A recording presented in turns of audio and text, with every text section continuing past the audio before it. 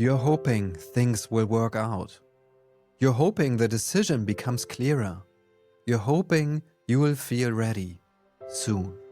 But what if hope, when it's the only place we stand, can quietly keep us still? Welcome to You're Amazing, your space to pause, to calm down, reconnect to your roots, awaken your spirit, and remember what truly matters. This podcast is called You're Amazing for a reason. You are naturally creative, resourceful, and whole. You're not a problem to be fixed.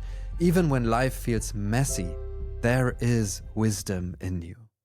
A few weeks ago, I was in the room with Professor Dr. Volker Busch, a German neurologist, psychiatrist, and multiple bestseller author.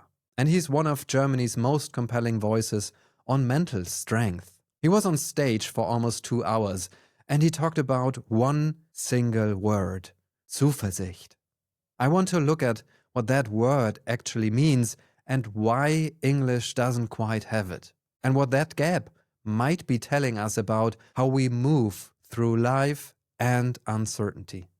Hi, I'm Yama, a coactive coach building my own practice. And I've worked in corporate for more than 20 years. And today, we're exploring Zuversicht. If you're on Spotify, Apple Podcast, or YouTube, hit follow. It helps more people to find this weekly pause. Thank you for being here. And let's pause and look at that together. So there are 2 ways of face an uncertain future. One is hope. I hope it works out. I hope things get better. I hope I'll feel ready. Hope is beautiful, and hope can become passive when it is the only place we stand. It points outwards, towards something that may or may not arrive. The other way is Zuversicht, and there's no clean English translation that I found. Confidence comes close, so does trust, but neither quite carries the same emotional texture. The word reaches back more than 1,000 years to an old High German word. There is sight in it, a way of looking, not seeing the whole destination, but turning your inner gaze toward what may become. I think about people I have spoken with who arrived at a professional crossroads feeling paralyzed. As we talked, it became clear that they weren't waiting for clarity, they were waiting for certainty. What was underneath was a deep, quiet trust in themselves they hadn't yet chosen to act from. Zuversicht isn't the certainty that things will work out, it is the willingness to take the next step before the fog lifts. So for me, there was a long stretch of life where I was hoping work would feel more meaningful, hoping a shift would come. I was capable, I was responsible, and I was quietly waiting. It didn't feel like a crisis. It felt just gray and flat, meaningless. Like I was living inside a role. And somewhere further out, there was more of me. I remember sitting at my desk after another full day. My laptop still open, everything done, and still feeling like something in me had not been invited into the room. What changed wasn't a moment, it was a direction. I stopped waiting for the fog to lift and started walking anyway. This podcast, working part-time, building my own coaching practice, the coaching certification, saying yes to things before I felt ready, not because I knew it would work, but something in me had turned its gaze forward. That's what I now recognize as Zuversicht. Not confidence in the outcome, something quieter. Confidence in the direction, in the value of the step itself.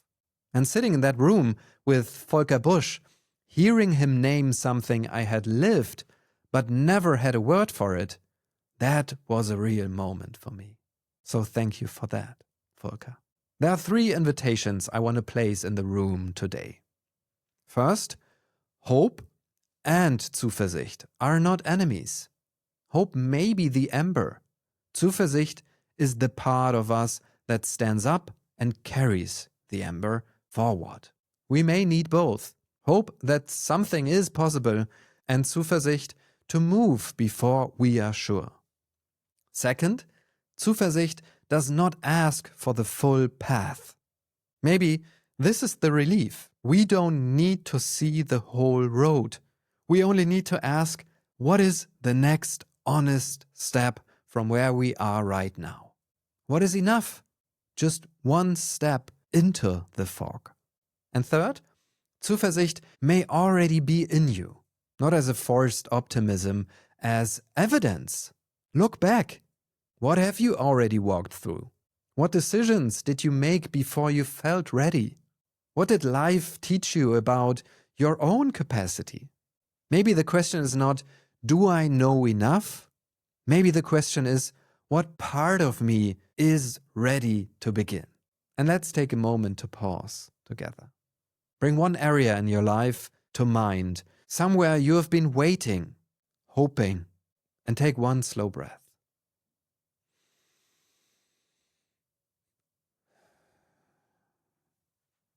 Where have I been hoping?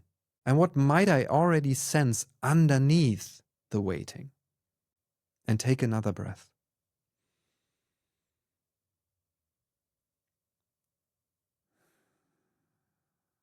What is actually true for me here, right now, underneath the waiting? What value in me, or what part of me, wants to move? Use all your senses. What would one small, honest step forward look like? Not the whole path, just the next one. And take one last breath.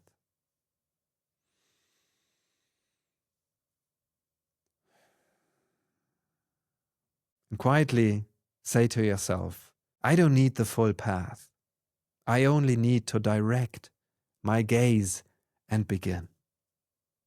And that's the pause. Here is your question for the week. Where in your life are you hoping when something in you may already sense the next step? Or more simply, what is the next step you may already sense, even if you are not ready to take it yet? If this pause helped you, follow or subscribe. And if someone came to mind while listening, maybe send this episode to them. I see you in the next pause. Because sometimes the real shift is not in waiting until the fog lifts. It is in learning to walk while it's still there. I'm Jorma, and you're amazing. Take care of yourself. Bye.